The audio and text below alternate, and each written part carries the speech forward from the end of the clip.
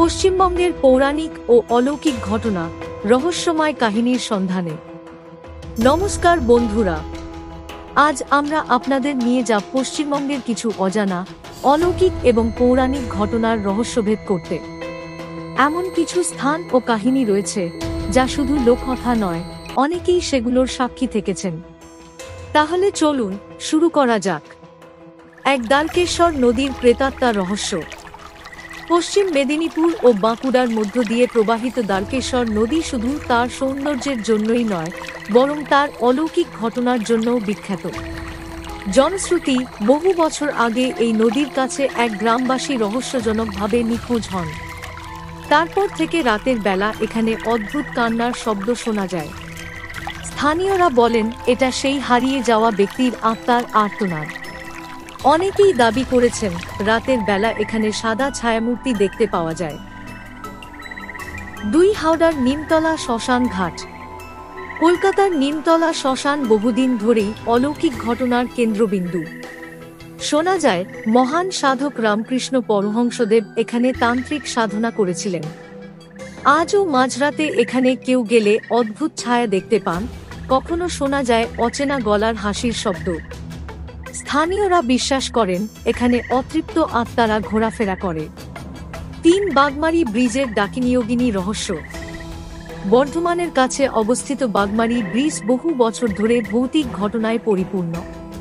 কথিত আছে অতীতে এখানে এক তান্ত্রিক কালো জাদু করতেন। তিনি ডাকিনীয়োগিনীদের আহ্বান জানিয়ে নরবলি দিতেন। এক রাতে গ্রামের মানুষ তাকে ধরে হত্যা করে। তারপর থেকে এখানে একাকী কেউ গেলে অদ্ভুত আওয়াজ শুনতে পান এবং কখনো কোনো অদৃশ্য শক্তি দ্বারা আক্রান্ত হন। 4 জয়পুর জঙ্গলের ভুতুড়ে অভিজ্ঞতা। বাঁকুড়ার জয়পুর জঙ্গল শুধু তার বন্যপ্রাণী নয়, ভৌতিক কাহিনীর জন্যও পরিচিত। স্থানীয়রা বলেন এখানে নাকি কিছু অলৌকিক শক্তি বাস করে। অনেক সময় গভীর রাতে পথ চলতি মানুষজন অদৃশ্য কারো উপস্থিতি অনুভব করেন। অনেকে দাবি করেন অজানা সাদা পোশাকের ছায়ামূর্তি কখনো হঠাৎ সামনে এসে দাঁড়ায়, আবার হাওয়ার মতো মিলিয়ে যায়। 5 দশমহাবিদ্যার শক্তিক্ষেত্র তারাপীঠ। তারাপীঠ শুধুমাত্র একটি শক্তিপীঠ নয়, এটি একাধিক অলৌকিক ঘটনার সাক্ষী। মহাযোগী বামাখ্যাপা এখানে মা তারার শক্তি লাভ করেছিলেন। সাধনার সময় নাকি তিনি স্বয়ং দেবী তারার দর্শন পান। আজও অনেকে বলেন মধ্যরাতে মন্দির চত্বরে দেবীর অলৌকিক শক্তি অনুভূত হয়।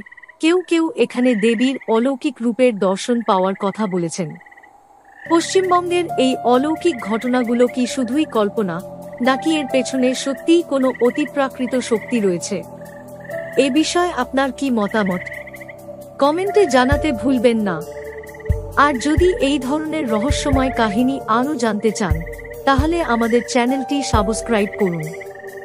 আজকের মতো বিদায়, আবার দেখা হবে নতুন কোনো রহস্য নিয়ে। ধন্যবাদ ভিডিওটি দেখার জন্য।